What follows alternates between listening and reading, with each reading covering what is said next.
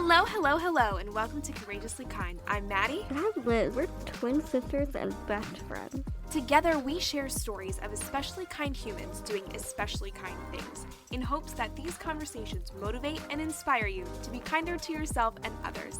When we're not speaking with an incredible guest, we'll speak directly from our hearts about what it means to us to be courageously kind.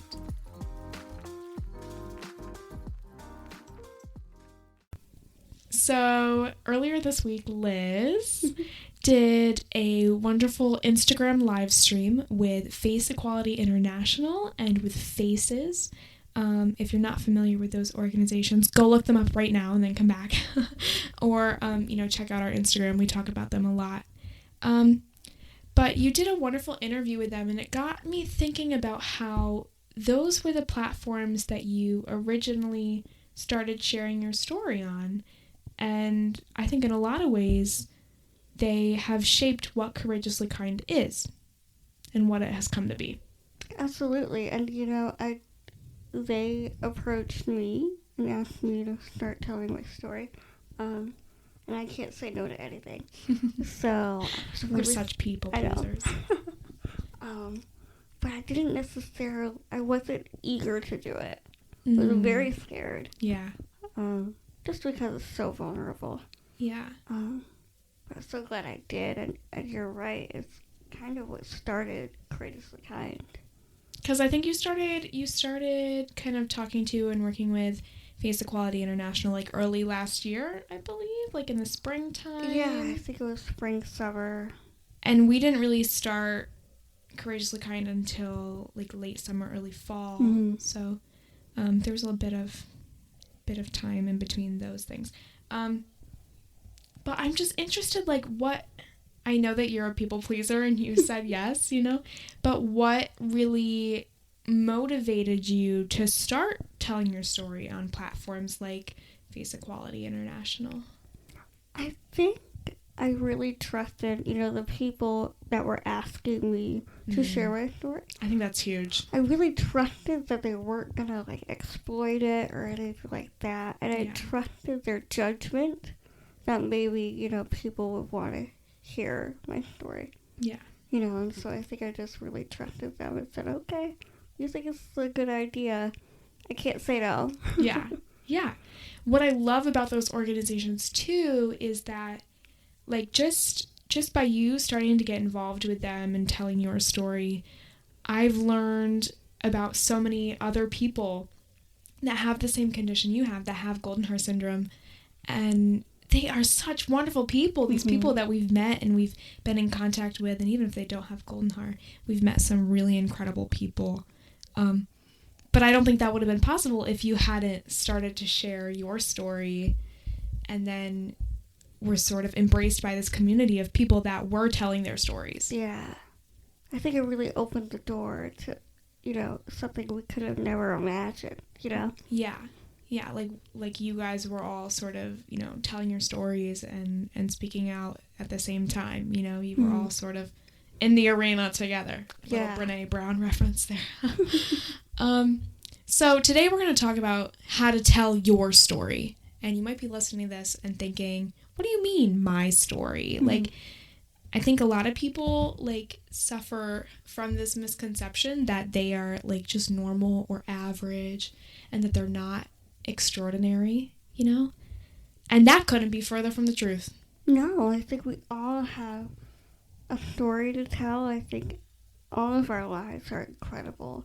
And kind of jumping around here, the fact that you're even here is incredible. Yeah, we're studying genetics. Liz and I take a biology course and we're studying genetics, and it's like the fact that you are who you are exactly, genetically, the chances of you being who you are genetically is 70 trillion to 1. It's an insane number. That's such a big number, I can't even comprehend it.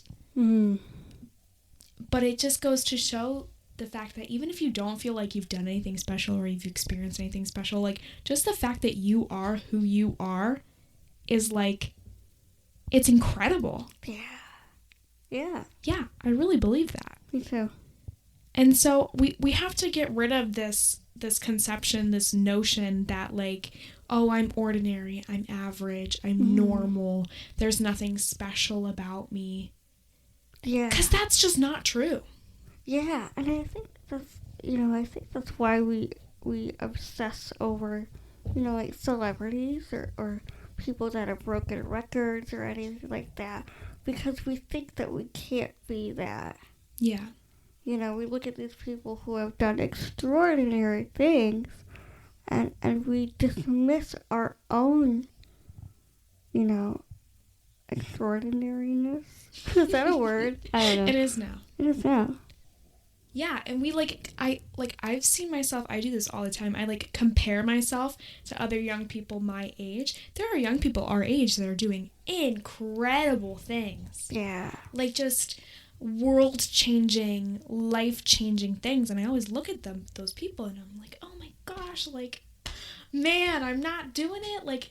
You know what I mean? You compare yourself and your progress and your success and all of that. But that just kind of squashes whatever motivation you have. I mean, the fact that I haven't climbed Mount Everest yet, and I'm already 18, so, there goes that one. Right, yeah. Not that I want to climb Mount Everest, but I'm just saying, that comparison is such, there's a quote somewhere that's comparison is the thief of joy. I love that. I haven't told you that one? No. I think about that one a lot. Or I haven't paid attention to you. I've definitely told you that, and you just weren't paying attention. No, I love that. Comparison is the thief of joy. So this concept of I'm just average, I'm normal, I haven't really done anything. You don't have to do anything to be extraordinary. Yeah. You know what I mean? Yeah. Stop thinking that in order to be special and in order to be important and extraordinary, that you have to do these, crazy things. Yeah. Just by being you. And I'm not saying that just to be like a cheesy, you're special. You're special. Yeah. I'm not saying that. But what I'm saying is when you start to believe that you are capable of extraordinary things, then you can do extraordinary things. Yeah. The first step is acknowledging that you can. Yes. And that you have the ability. Mm-hmm. You know what? Another thing, it just sort of popped in my head, was just believing that you have the ability to learn how to do it. We had no idea how to start a podcast. We had no idea how to grow a podcast, but we're learning as we go. And, so far it's paid off. It's been really fun, and we've met a lot of great people, and that's the goal, right? Is just to enjoy what we're doing. And we're enjoying this. Yeah. So I think that's really great. Just a little disclaimer, Buddy, our cat, has decided to join us, so if you hear a little commotion, I'm going to try and edit it out, but, he's decided that he wants to be a guest this week, so, yeah, sorry to interrupt the episode right in the middle, but if you hear any purring in the background, that is Buddy. Okay, so, back on track here. Yeah. I wanted to talk to you, Liz, a little bit about when you started to share your story, sort of the reception that you got from other people. Yeah, well, it's been nothing but positive. Yeah. Which is so incredible. I don't know what I was expecting. Yeah. But it's almost like sometimes when you put things on the internet, you assume the worst. You're like, people are going to be so mean. Yeah. But honestly, we have not yet, and this is maybe we're not popular enough yet, but we have not really received any hate at all, which, I think you get what you give. Get what you give. Yeah, and, I don't think anybody can argue with kindness. Right, who's going to argue with the girls that talk about kindness? But you know what shocks me is, the people all around the world, too. Oh my gosh, it's been crazy. We've received messages from people literally all over the world, which is crazy to me because, we've never been outside the U.S., but, I know. Yeah. we talk to people from Brazil and from Belgium and all sorts of different countries. People that have golden heart, or just people that, resonated with our story, I guess, and with Yeah. our message of kindness and love. And so I feel like telling your story kind of paid off. It did. I mean, it started courageously kind. Yeah. So I think it's paid off. I'm so glad I did. I've seen such a change in you too. Like after telling your story, you just seem like more confident and more comfortable with yourself, and just like after speaking out about it, like I not to like call you out here, but like when we were younger, you really didn't want to talk about it, and it wasn't something that we talked about often, and it was sort of a subject we sort of, maybe danced around or didn't talk about head on. Yeah, I think I was so scared of how vulnerable it would be. Yeah. And I still am. You know what I mean? Like, sometimes I still feel vulnerable. Sometimes I still feel like, Yeah, like that I'm sharing too much. Yeah, I don't know how much I want to share and how deep I want to go. Yeah. So I was really scared of being vulnerable, but it's the best way to connection. So Liz, since you're pretty much like a seasoned pro at this by now, what advice would you have for someone who wants to share their story, but maybe they're a little bit nervous, or maybe they just don't know where to begin? Well, first I would say it's perfectly okay to be nervous. And it's probably a good thing that you're nervous. Because that probably means that you're going to be vulnerable, and I think our best work and our best stories come from a place of vulnerability. So it's okay to be nervous, but don't let that feeling stop you from doing whatever it is you want to do. Don't let that stand in your way. Mm-hmm. We often hear, the term, the only thing in the way is yourself. Yeah. So don't let that stand in your way.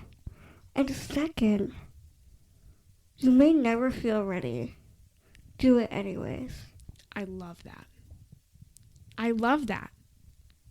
Love it, love it. Because I never feel ready about anything. Me Ever. either. Ever. Yeah. And so if we just acknowledge that and say, you know what? I don't actually feel ready for anything. Then you can just do it. Yeah. I love it. And it makes me think too, impact is impact, no matter how small. It's just, you have no idea what sort of ripple effect could happen from you choosing to be brave and choosing to be vulnerable and sharing your story and your message with the world. Absolutely. So we'll leave you with this. Have the courage to share your story. Yeah. Because it's important. It's important. And we need you to tell it. Yeah. So now, probably the moment you've all been waiting for, I'm sure, we're going to announce the winner of our giveaway that we partnered with Inclusion and Kindness, a wonderful Instagram account that you should go check out right now to make a sort of courageously kind, inclusion and kindness giveaway. She makes a lot of cool products, and she's going to be giving away a little bundle and basket, and we are so excited that she asked us to be a part of this giveaway. So, without further ado, drum roll, please. Wow, our drum roll's kind of sucky. Our winner is Farah_Malik. Yay! Farah was nominated by a friend of hers named Carlin, who actually has a podcast as well called Candidates. Be sure to check that out on Spotify. But she was nominated by her friend Carlin as a person who is leading a life of kindness. Isn't that awesome? So, Farah, we're going to be DMing you on Instagram and giving you all the details. Thank you so much for anyone who entered. We love you and we appreciate you, and thank you for your support.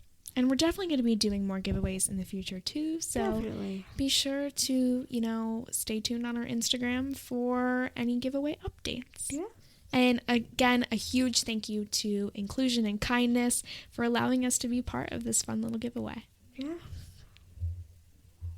We'd like to give a huge thank you to Anawalt's Landscape Contracting for their support of Courageously Kind. Anawalt's is a family-owned landscape contracting company in Berks County that has served Pennsylvania for over 35 years. If you're ready to get your landscaping project started, visit AnnaWaltzLandscape.com or call 610-916-7070.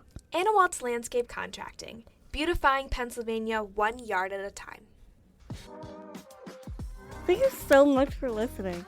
If you like this episode, feel free to share it with your friends, your family, or anyone you think might like it too. And if you want to support the show, leave us a review on Spotify or Apple Podcasts. It really does help.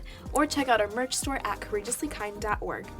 Take good care, and we'll see you back here real soon.